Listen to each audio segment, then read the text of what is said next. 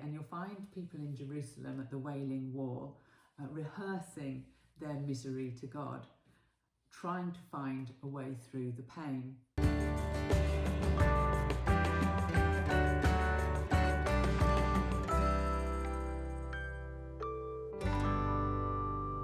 Hi, and welcome to this very short reflection entitled Learning to Sing the Blues. If you're watching this today and you're feeling low, if the thoughts are going round and round in your head, if you can't see a light at the end of the tunnel, I am very sorry to hear that. The ancient people, the children of Israel, understood that if they were to heal and move forward, they needed to vocalise their pain to God, and they developed the art of lament. The book of Psalms is really a history of their pain, and I wanted to turn to one today which is probably one of the most famous, and it starts with words that you'll recognise. My God, why have you forsaken me? Why are you so far from helping me from the words of my groaning? We know these words, they're the cry of dereliction that Jesus uttered from the cross.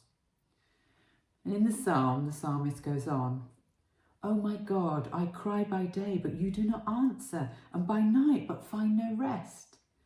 And then in verse 6, but I am a worm and not human, scorned by others and despised by the people.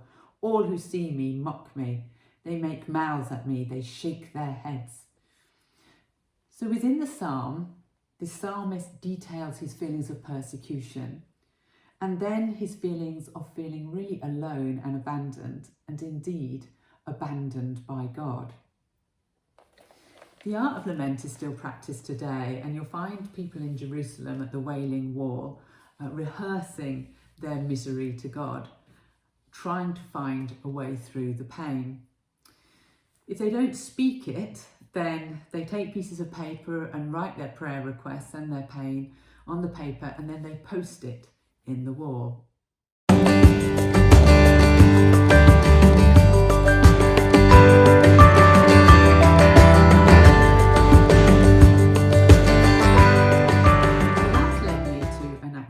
For today that I think might be helpful. Do you remember we had our shoe boxes? Well, I've reconstructed them now, and I want them to be a version of the Wailing Wall for us.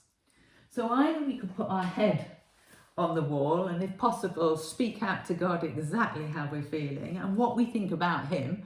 Please know, the ancient people did not hold back. Or I'd like you to take a piece of paper and write your prayer requests, and like today, post them in the wall. So that's my first idea. The second one is this. I want to go back to the Psalm. So I'm going to go back to Psalm 22.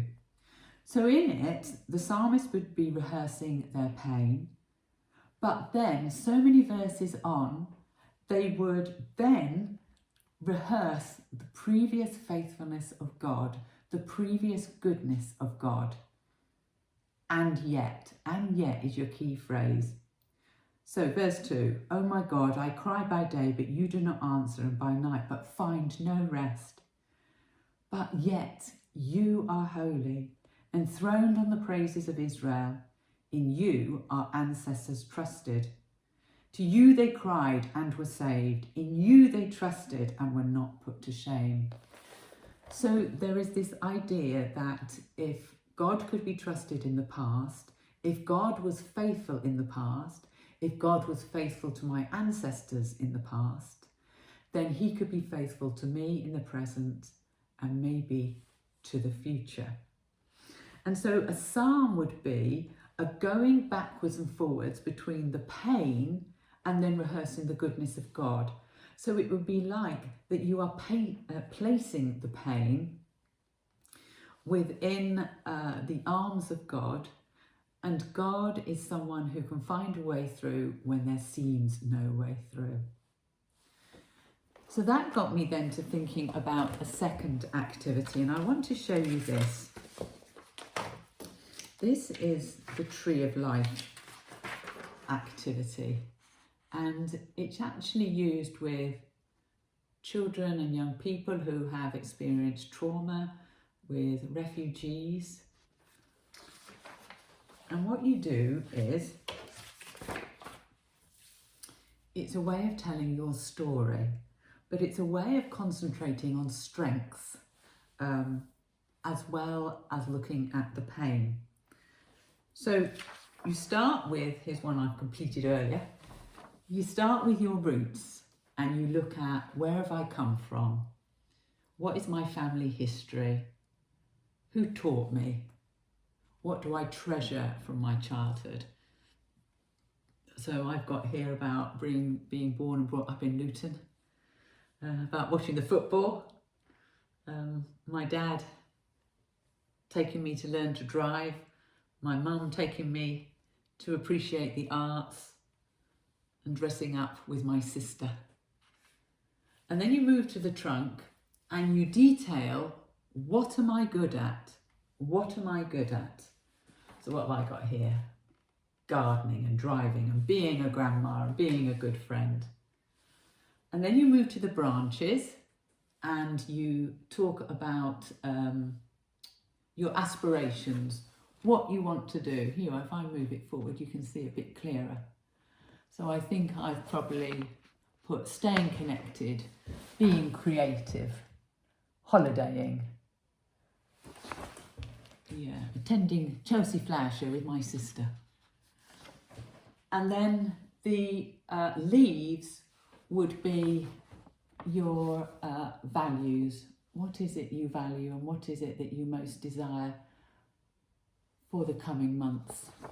So I think I've put courage and forgiveness. I want opportunity. I want to be able to laugh. I want to be able to breathe. I want to experience love and hope. I want to be a good friend as well as give friendship.